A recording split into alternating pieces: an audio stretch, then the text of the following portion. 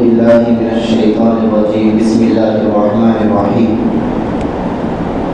وإذ استسقى موسى لقومه فقلنا اضرب بعصاك الحجر فانفجرت منه 12 عينا قد علم كل أناس مشربهم كلوا واشربوا من رزق الله ولا تعثوا في الأرض مفسدين. صرف ایک آیت کی تفسیر ہوگی. دیکھیے بنی اسرائیل جب وادی تیہ اس کا ذکر پچھلے جمعہ بھی آیا تھا, اس سے پہلے بھی آیا تھا. کئی جمعوں سے بنی اسرائیل ہی کا تذکرہ چل رہا ہے کہ حضرت یعقوب علیہ السلام کی اولاد ہیں بنی اسرائیل. حضرت یعقوب علیہ السلام کا لقب اسرائیل ہے, آپ کا دوسرا نام اسرائیل ہے. آپ کی جو امت ہے ان کو بنی اسرائیل کہتے ہیں. اللہ رب العزت نے بنی اسرائیل کے اوپر جو انعامات اور احسانات کیے ہیں ان کا ذکر چل رہا ہے. تو اس میں بھی بنی اسرائیل کے اوپر ایک انعام کو اللہ رب العزت نے کیا ہے تو اس کا ذکر ہے. جب وادی تیہ میں پانی کا نہ انتظام تھا, کھانے کا بھی انتظام نہیں تھا اور سائے کا بھی انتظام نہیں تھا, تو بنی اسرائیل حضرت موسیٰ علیہ السلام سے سوال کیے کہ جب نہ کھانے کے لیے کچھ ہے نہ پینے کے لیے کچھ ہے تو ہم یوں ہی مر جائیں گے. اللہ تعالیٰ سے کھانے اور پینے کا انتظام کی درخواست کیجیے. حضرت موسیٰ علیہ السلام نے اللہ تعالیٰ سے پانی کی درخواست کی تھی تو اللہ رب العزت نے اس کا انتظام کیا تھا, اور کھانے کی درخواست کی تھی تو من اور سلوہ نازل کیا تھا آسمان سے. من ایک میٹھی چیز کو کہتے ہیں اور سلوہ بٹیر کو کہتے ہیں.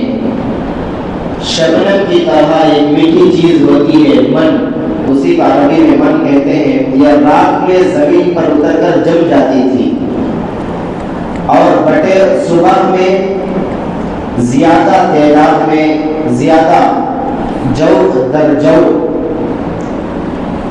وہ بنی اسرائیل کے ہاتھوں میں آسانی سے بنی اسرائیل اس کو پکڑ لیتے تھے بٹیر کو, تو اسے بھون کر کھاتے تھے. من اور سلوہ کھانے کا انتظام ہو گیا, کھانے اور پینے کا.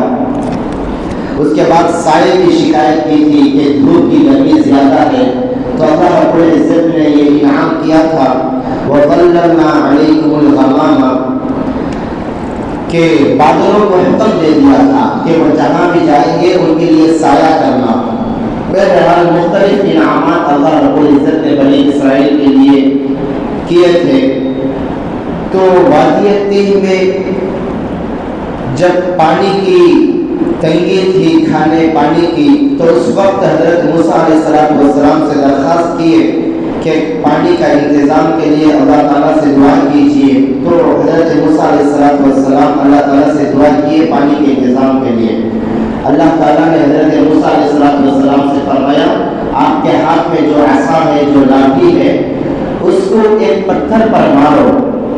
حضرت موسیٰ علیہ السلام نے ایک پتھر پر اپنی لاٹھی کو مارا تو اس سے 12 چشمے پھوٹ نکلے, 12 چشمے بہہ پڑے, 12 چشمے نکل گئے.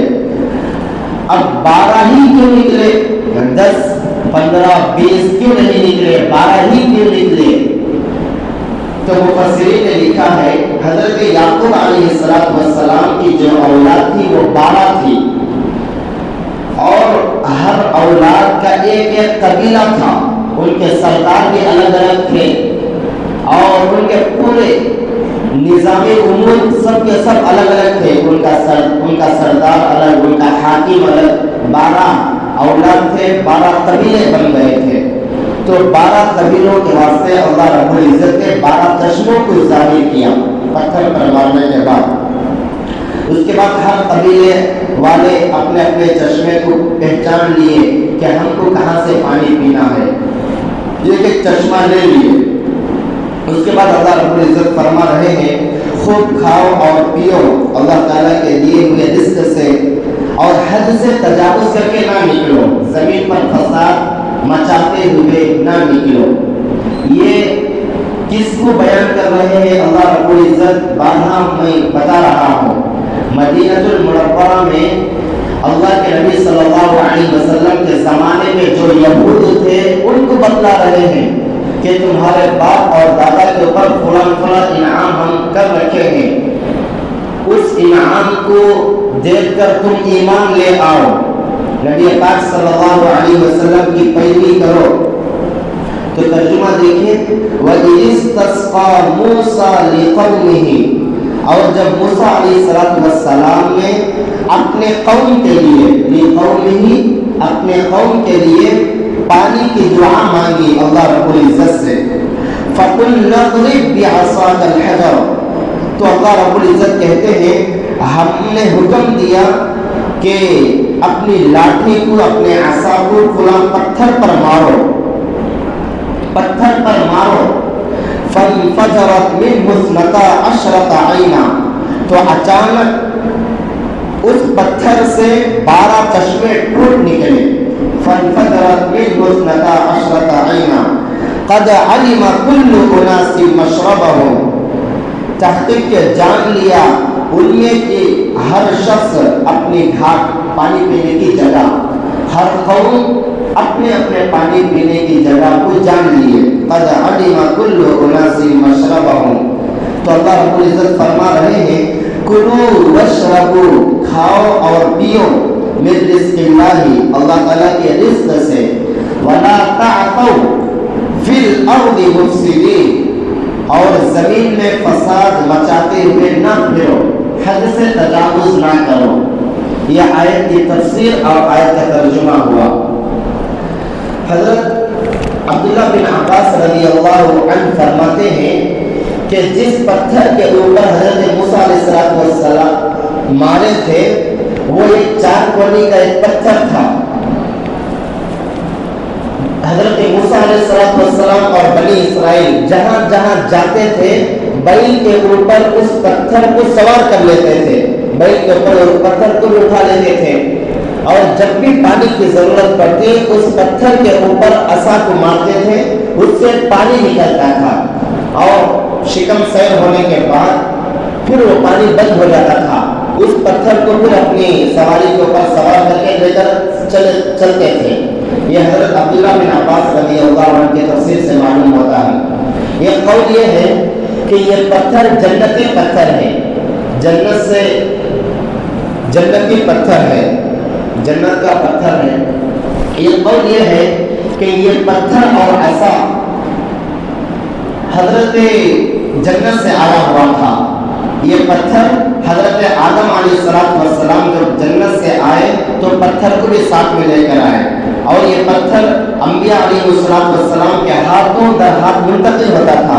حضرت آدم کے ہاتھ میں آیا، اس کے بعد حضرت آدم کے بعد جو نبی تھے ان کے ہاتھ میں آیا، اسی طرح نبیوں کے ہاتھوں میں یہ پتھر آتا رہا۔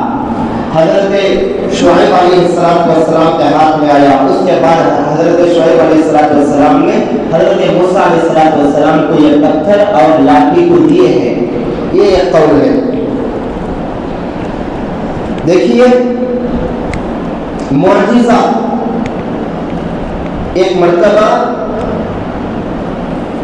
بخاری شریف کی ایک روایت ہے، بخاری شریف میں ایک حدیث ہے، حضرت عبداللہ بن مسعود رضی اللہ عنہ بیان کرتے ہیں کہ ایک مرتبہ اللہ کے نبی صلی اللہ علیہ وسلم کے ساتھ ہم سفر میں تھے، پانی کی کمی ہو گئی، پانی کم پڑ گیا، تو اللہ کے نبی صلی اللہ علیہ وسلم نے فرمایا صحابہ کرام سے کہ کسی کے پاس برتن میں کچھ پانی ہو تو لے کر آؤ۔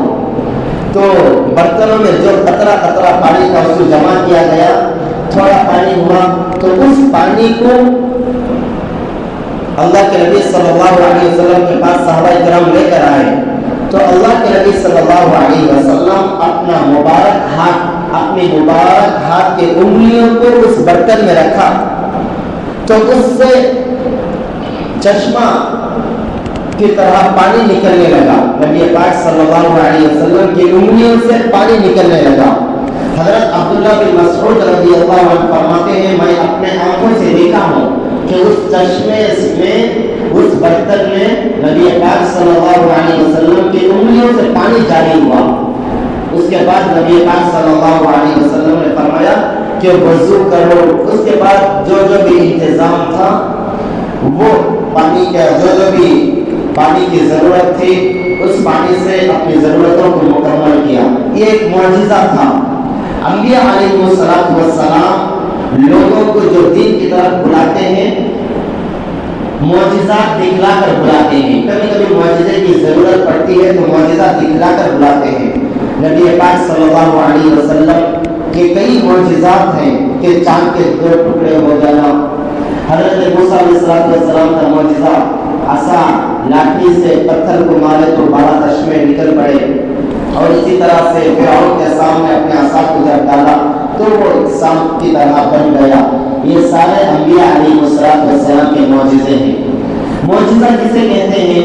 खर्क़े आदत, बगैर ज़ाहिरी असबाब के कोई चीज़ वजूद में आ जाना, ज़ाहिरी असबाब के बगैर कोई चीज़ वजूद में आ जाना, इसी को मौजिज़ा कहते हैं। अंबिया अलैहिस्सलाम इंसान ही हैं, लेकिन हमारी तरह इंसान नहीं है। बाज़ चीज़ों में फ़र्क है। मौजिज़ात ये अंबिया अलैहिस्सलाम के साथ ख़ास हैं, ये हम नहीं कर सकते। अब यहाँ पर और मौजिज़ा जो होता है ये अंबिया का फ़ेल नहीं होता, ये अल्लाह ताला का फ़ेल होता है। अल्लाह ताला का काम है मौजिज़ा दिखलाना।